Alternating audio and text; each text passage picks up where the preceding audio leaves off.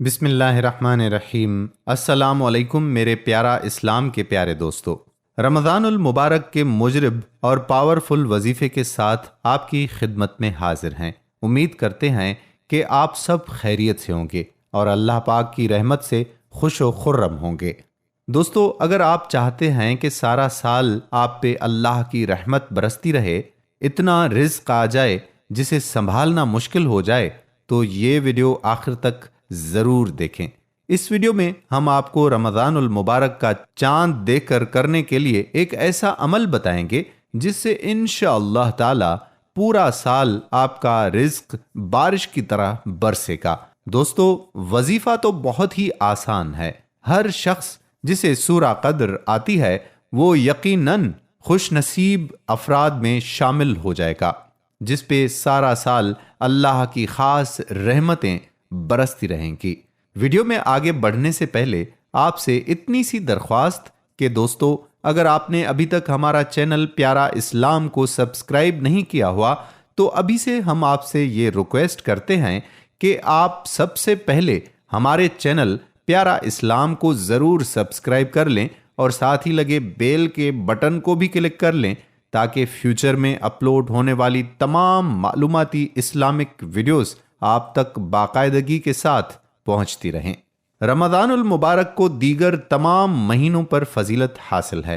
اس مہینے میں اللہ رب العزت کی رحمتوں، عنایات اور کرم نوازیوں کی عجیب شان ہوتی ہے۔ انہی برکات کا یہ ثمر ہے کہ اس میں نفل کا ثواب فرض کے برابر اور ایک فرض کا ثواب 70 فرائض کے برابر کر دیا جاتا ہے۔ حضرت عائشہ رضی اللہ تعالی عنہا فرماتی ہیں کہ جب رمضان المبارک کا مہینہ آتا تو رسول اللہ صلی اللہ علیہ وآلہ وسلم کمر ہمت کس لیتے اور اپنے بستر پر تشریف نہ لاتے یہاں تک کہ رمضان گزر جاتا، لیکن جب رمضان کی آخری 10 راتیں آتیں تو سیدہ عائشہ صدیقہ رضی اللہ تعالی عنہا فرماتی ہیں کہ رسول اللہ صلی اللہ علیہ وآلہ وسلم آخری 10 دنوں میں جو کوشش فرماتے وہ باقی دنوں میں نہ فرماتے۔ رمضان المبارک میں چونکہ اجر و ثواب کئی گنا زیادہ بڑھ جاتا ہے، اس لیے جتنی بھی عبادات انسان کر سکتا ہو ضرور کرے۔ روزمرہ کی چند عبادات کو مستقل مزاجی اور اعتدال اور اطمینان سے کیا جائے تو انشاءاللہ بہت فائدہ ہوگا۔ نماز تہجد کو اپنی پوری زندگی کا معمول بنانا چاہیے، ورنہ کم از کم رمضان المبارک میں تو اسے ہر حال میں ادا کرنے کی کوشش کی جائے، کیونکہ ان دنوں میں ہمارے پاس اسے ادا کرنے کا کافی وقت ہوتا ہے اور انسان کے دل میں ہدایت و روحانیت کا نور پیدا ہوتا ہے۔ حضور صلی اللہ علیہ وآلہ وسلم نے فرمایا کہ اللہ تعالیٰ رات کے آخری تہائی حصے میں آسمان سے دنیا کی طرف نزول کر کے فرماتا ہے کہ کون ہے جو مجھ سے مانگے اور میں اسے عطا کروں، کوئی ہے جو مجھ سے بخشش اور مغفرت طلب کرے کہ میں اسے بخش دوں۔ اللہ تعالیٰ کا یہ خاص کرم ہے کہ وہ اپنی جسمانی ضروریات کو پورا کرنے پر بھی اجر و ثواب عنایت فرماتا ہے۔ سحری بھی ہماری ان جسمانی ضروریات میں سے ایک ہے جس پر اللہ تعالیٰ انعام و اکرام اور برکت سے نوازتے ہیں۔ احادیث مبارکہ میں ہے کہ رسول اللہ صلی اللہ علیہ وآلہ وسلم نے فرمایا کہ سحری کیا کرو، کیونکہ سحری کرنے میں یقیناً برکت ہے۔ روزہ رمضان المبارک کی بہت اہم عبادت ہے۔ اس کے فضائل پر مشتمل چند احادیث پیش خدمت ہیں۔ حضرت ابو ہریرہ رضی اللہ تعالی عنہ سے روایت ہے کہ حضور اکرم صلی اللہ علیہ وآلہ وسلم نے ارشاد فرمایا کہ میری امت کو رمضان شریف میں 5 چیزیں خاص طور پر دی گئی ہیں جو پہلی امتوں کو نہیں دی گئی۔ ان کے منہ کی بو اللہ کے نزدیک مشک سے زیادہ پسندیدہ ہے۔ ان کے لیے فرشتے دعا کرتے ہیں، حتیٰ کہ افطار کے وقت تک دعا کرتے ہیں۔ جنت ہر روز ان کے لیے سجائی جاتی ہے۔ پھر اللہ رب العزت فرماتے ہیں کہ ان قریب میرے نیک بندے مشقتیں اپنے اوپر سے ہٹا کر تیری طرف آئیں گے۔ اس مہینے میں سرکش شیاطین قید کر دیے جاتے ہیں اور لوگ رمضان میں ان برائیوں کی طرف نہیں پہنچ سکتے جن کی طرف غیر رمضان میں جا سکتے ہیں۔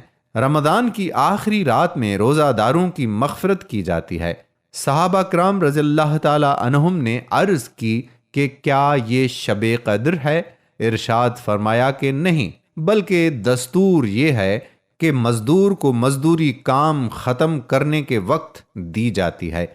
حضرت صلی اللہ علیہ وآلہ وسلم کا ارشاد ہے کہ جو شخص بغیر کسی شرعی عذر کے ایک دن رمضان کا روزہ چھوڑ دے اور پھر تمام عمر کے روزے بھی رکھے تو اس ایک روزے کا بدل نہیں ہو سکتا۔ حضرت ابو عبیدہ رضی اللہ تعالی عنہ فرماتے ہیں کہ میں نے رسول اللہ صلی اللہ علیہ وآلہ وسلم کو یہ فرماتے ہوئے سنا کہ روزہ انسان کے لیے ڈھال ہے جب تک اس کو پھاڑ نہ ڈالے۔ ڈھال ہونے کا مطلب یہ ہے کہ جیسے آدمی ڈھال سے اپنی حفاظت کرتا ہے، اسی طرح سے روزے سے بھی اپنے دشمن یعنی شیطان سے حفاظت ہوتی ہے۔ اور روزہ پھاڑ ڈالنے کا مطلب یہ ہے کہ روزے کی حالت میں جھوٹ، غیبت اور اس قسم کے ناجائز کام کیے جائیں۔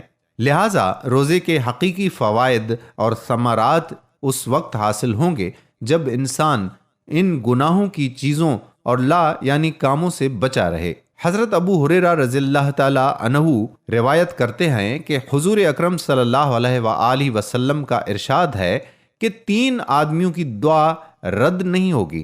ایک روزے دار کی جب وہ روزہ افطار کرتے وقت مانگتا ہے، دوسرا عادل بادشاہ کی، تیسرے مظلوم انسان کی جس کو اللہ تعالی بادلوں سے اوپر اٹھا لیتے ہیں اور آسمان کے دروازے کھول دیے جاتے ہیں اور ارشاد ہوتا ہے کہ اے بندے میں تیری ضرور مدد کروں گا، گو کسی مصلحت کی وجہ سے کچھ دیر ہو جائے۔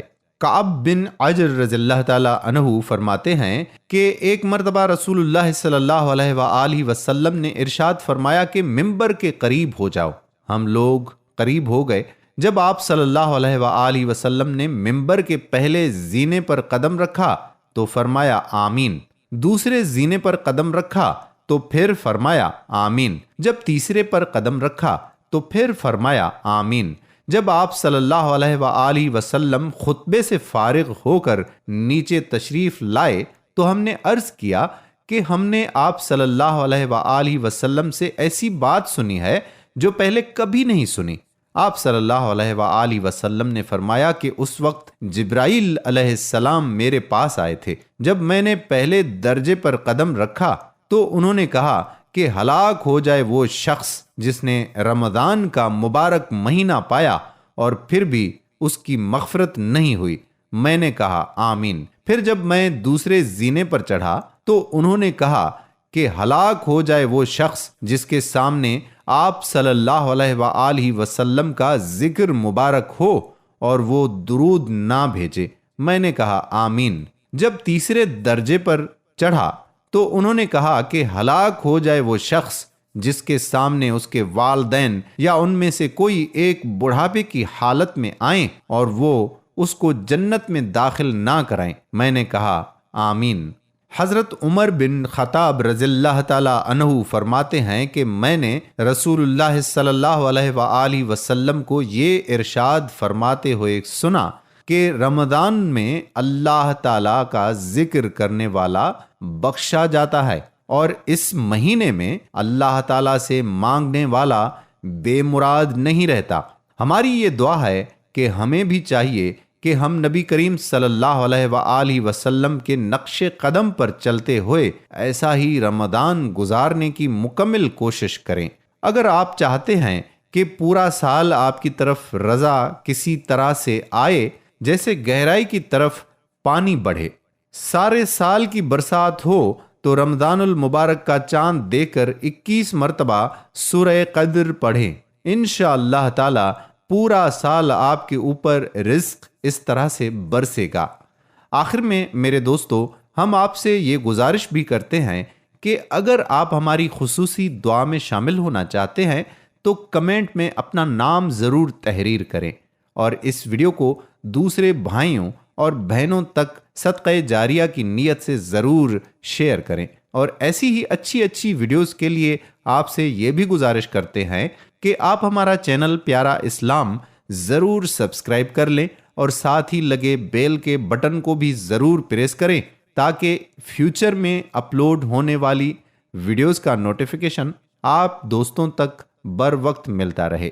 آپ سے اجازت چاہتے ہیں، انشاءاللہ تعالی پھر کسی اور موقع پر ایسی اسلامی معلوماتی ویڈیوز کے ساتھ آپ سے دوبارہ ملاقات ہوگی۔ تب تک کے لیے اللہ حافظ۔